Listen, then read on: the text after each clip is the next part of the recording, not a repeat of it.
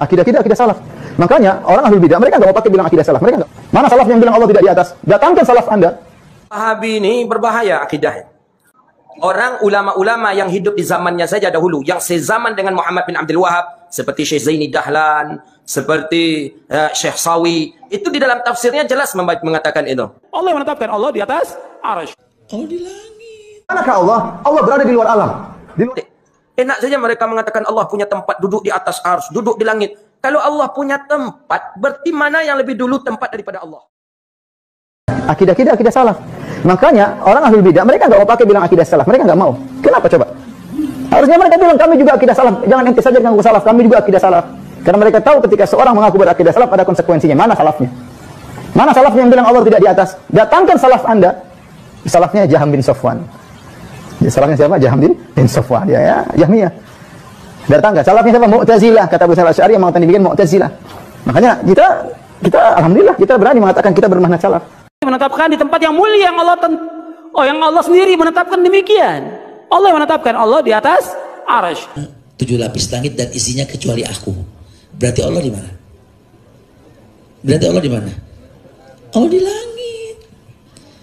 Kalau 7 lapis langit dan isinya kecuali aku, kata Allah kan begitu. Yang bilang Allah di langit siapa? Allah. Nah, alam semesta taruhlah alam ini bulat. Taruhlah alam ini bulat. Maka di manakah Allah? Allah berada di luar alam.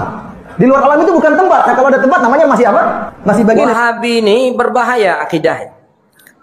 Orang ulama-ulama yang hidup di zamannya saja dahulu, yang sezaman dengan Muhammad bin Abdul Wahab, seperti Syekh Zaini Dahlan, seperti Syekh Sawi, itu di dalam tafsirnya jelas mengatakan itu. Dalam tafsir Sawi, beli kitab tafsir Hasyiah Sawi. Disebutkan di situ mereka menghalalkan darah orang Islam. Orang Islam dihalalkan. Maka dia mudah nak membunuh kita, itu mudah dia. Karena menurut dia kita ini halal darah. Karena menurut dia orang yang berziarah kubur termasuk syirik. Orang yang talqin mayat termasuk syirik. Kalau syirik kan boleh dibunuh menurut mereka.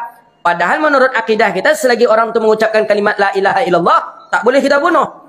Halal darah. Mereka menghalalkan darah kaum muslimin. Mereka menghalalkan harta orang muslim. Dan mereka sebagian kecil ada di negeri Hijaz. Mereka disebut dengan Wahabi. Itu Syekh Sawi sendiri mengatakan. Belum lagi kakaknya beradik dari Muhammad bin Abdul Wahab ini. Namanya daripada Sulaiman ibn Abdul Wahab. Dia mengatakan bahwa adiknya ini berbahaya. Karena ya gara-gara politik lah. Perang dengan politik untuk merebutkan kekuasaan ketika itu Bani Sa'ud, akhirnya timbullah pemahaman Wahabi. Jadi Wahabi ini dari dulu memang buruk masalah yang dia kerjakan. Karena buruk itulah tercoreng nama Wahabi, ditukarlah namanya hari ini dengan menjadi Salafi. Sebenarnya itu ya barunya. Wahabi mengharamkan ziarah kubur, Salafi gitu juga. Wahabi mengatakan kunut subuh bid'ah, Salafi kunut subuh bid'ah. Wahabi mengatakan Allah duduk di atas langit, Salafi mengatakan Allah di atas langit. Wahabi mengatakan Allah berjisim, Wahabi juga, Salafi juga. Jadi orang sama, tidak ada beda ya. Kalau kata Ustaz Samad itu kan handphone berganti casingnya saja. Itu saja dia. Jadi caranya bagaimana kita tetap beramal dengan amalan kita dakwah dengan dakwah kita. Ya bagaimana dengan mereka? Ya mereka selalu tersesat dengan kebodohan-kebodohan yang ada pada diri mereka. Apakah perlu kita takuti? Kita tak perlu takut.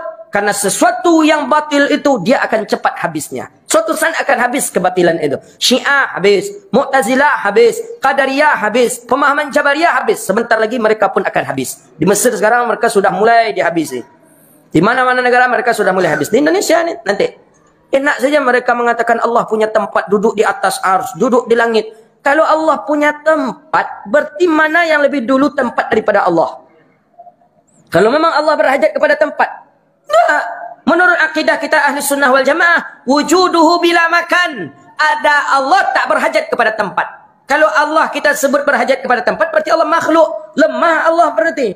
Kalau tak ada tempat, berarti Allah tak ada. Kan bahaya itu. Kalau memang Allah berhajat kepada langit, langit tempatnya Allah, mana yang dahulu Allah pada langit? Hah? Oh dulu langit. Jadi siapa menciptakan Allah? Langit. Hah? Jadi menciptakan langit siapa? Allah, langit. Kan bahaya itu.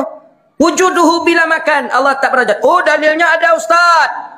Dalil Nabi Isra Mi'raj ke atas langit itu tanda Allah di atas langit. Tak. Tak bisa kita jadikan itu dalil bahwa Allah di atas langit karena Nabi Isra Mi'raj. Nabi Isra Mi'raj ke atas langit itu maqam munajat. Langit itu tempat bermunajatnya Nabi. Maka Nabi bolak-balik itu pergi bermunajat.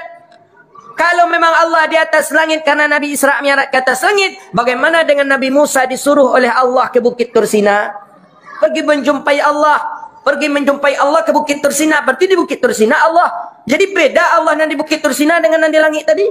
Banyak jadi Allah bahaya. Maka menurut akidah kita Abi Hasan Asy'ari, Abi Mansur Al-Maturidi, bahwa Allah ada tapi tidak berhajat kepada tempat.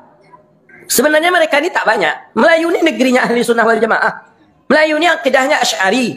Melayu ini orangnya tariqahnya Naqsyabandi. Melayu ini orangnya mazhabnya Syafi'i. Lengkap itu ada di negeri Melayu. Maka kalau ada orang yang mencoba menggoyang-menggoyang ini, perlu dipertanyakan tentang kecintaan dia terhadap